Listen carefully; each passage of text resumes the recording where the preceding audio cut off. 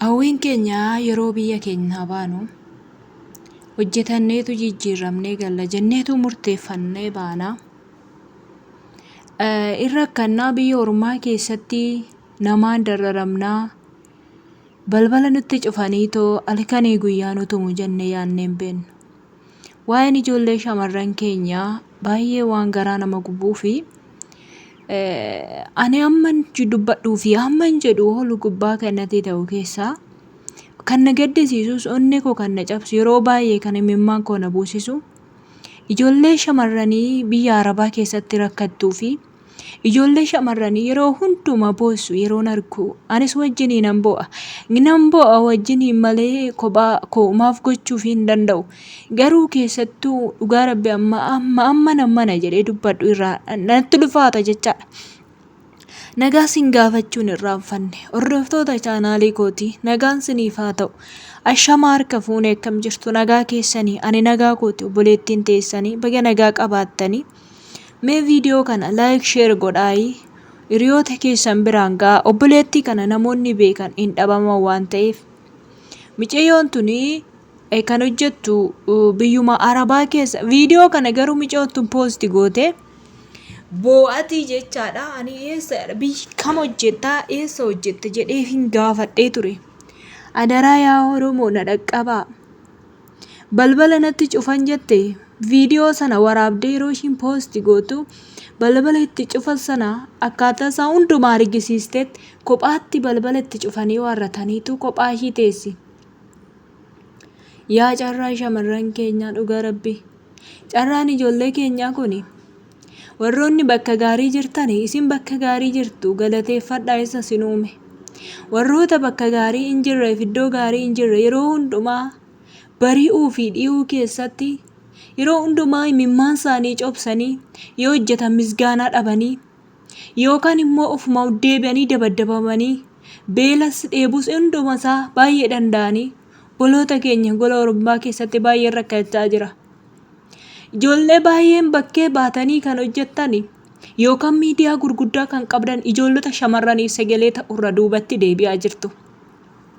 Duratti ganniitu amma tokko sagalee ta'ee fi ijoollee kana gargaaraa jira. Ganniinis ammoo hojii mataa ishii qabatte kana badaa miti. Dhugaa rabbi ani waan hin jedhuu fi waan hin dubbadhu tokko kan na wallaalchisu maaliif seetan? Ijoolleen kun gargaarsa dhabuu isaaniiti. Tokkoo fi biiroon irraan dhufanii jalaan qabani. Gaafa biirootti dawwalatan biiroon sun jalaan qabu. Gaafa hiriyoota isaanitti himatan hiriyoonni isaanii jalaan qaban. Waan godhan yoo dhabanuu viidiyoo waraabanii boo'atii waraabanii gadi lakkisu. Yeroo sana armeen isaanii obbolaan isaanii arguu danda'u. Gaafa kana arganoo miirri gaddaa tokko maaltu itti dhaga'ama ree? Yaa ishee obboleessa qabdu yaa isa obboleettii qabdu adaraa keessan. Micayyoo kana bakka ishiin jirtu qofa natti himaa. Biyya ishiin jirtu keessa micayyoo tokkos amma Beerut keessa ishii tana ta'uu waan sana hin galle garuu ishiin suura naaf hin ergine. Suura naaf ergi jedheen hin ture garuu namicha kanan biraatti kaleessa maaloo alamii jettee sagalee naaf ergite. Beerut keessatti balbala itti cufanii eessa jirtaa yeroon jedhee gaafadhu micayyoo suni baadiyyaadha bakki ishiin jirtu jechaadha. Baadiyyaa fagoodha kan jirtu.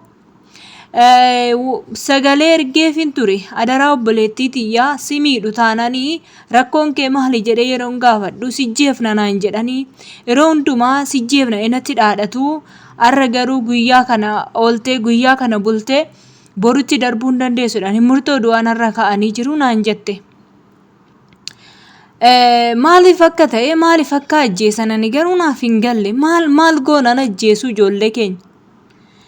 Innaa maal goota ree akkamiin goota micayyoo wayiitti jette ishiinis immoo na biraa bakka buusan hin dhabee anuma ajjeesan ta'uu waan isaan godhan hin beeku ishiitti dhaadhatu hin argine micayyoo sanas bakka ishii buusan hin dhabee.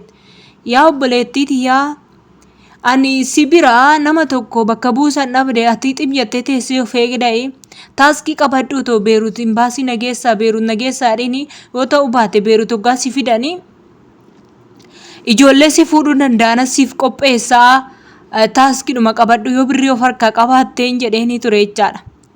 Akkasumatti qabadhuutii kootuun jedheenani maalan godhaani mana kontiraatan jira obboloota koo. Otoo mana akkuma ormaa kanatti mana kireeffadhee qabaadhe yookaan mana kophaa koo jiraadhe dhugaa rabbiiti ijoolletti garaan jabaadhu nan baasee too gargaara. Garuu ijoolleen keenya mana kireeffatanii jiran baay'ee isaanii ani garaan koo kan itti nagadde jechaadha. Ofii keessanii mana kireeffatanii jirtu. Obboloota keessan gaafa rakkatan gaafa isaan bu'an maaliif hin bira dabartu? Carraan kun borullee isin argata. Gaa rabbii jechaadha. Maaliif bira dabartu? Maaloo gargaartan? Maaloo obboleettiin keessan akkuma keessan jijjiiramuudhaaf biyyaa baate.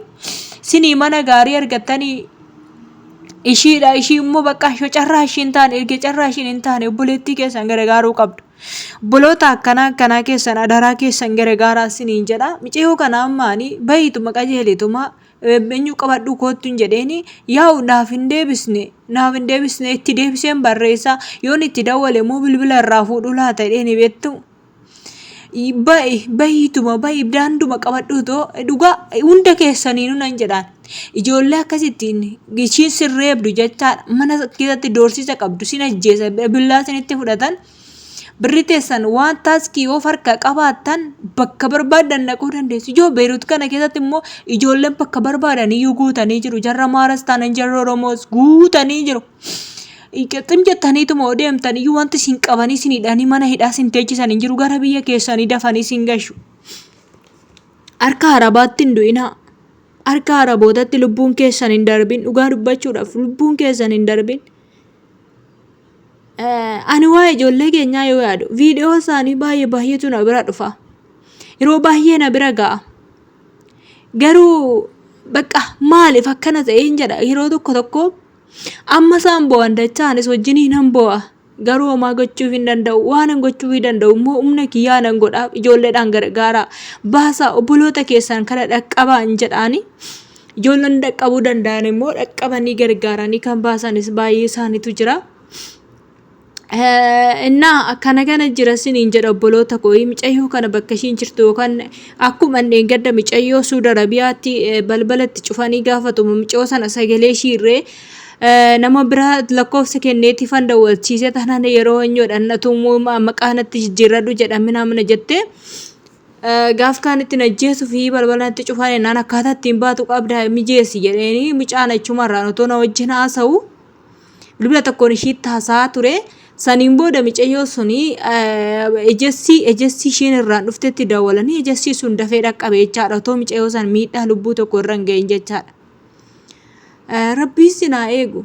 Carraa keenya wanti goonu hin jiru waan ta'eef rabbiin dhumti sinaa eegu micayyoo sun baatee jirti jechaadha.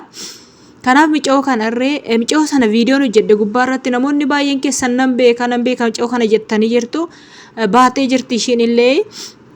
Iyyi tana sadaraa keessan gargaaraa siniin jedha warroonni bakka ishiin jirtu duwwaa immoo natti hima biyya ishiin jirtu bakka ishiin jirtu balbala natti cufanii jirutti adaraa obboloota koo otoo hin qalamin otoo dhiigni ishiin lola'in adaraa rabbii itti amantanii adaraa obboleettii teenya gargaaraa siniin jedha. Waan na dhaggeeffattaniif galatooma waan baay'ee irraa waan hin dandeenyeef laayik sheer godhaayi.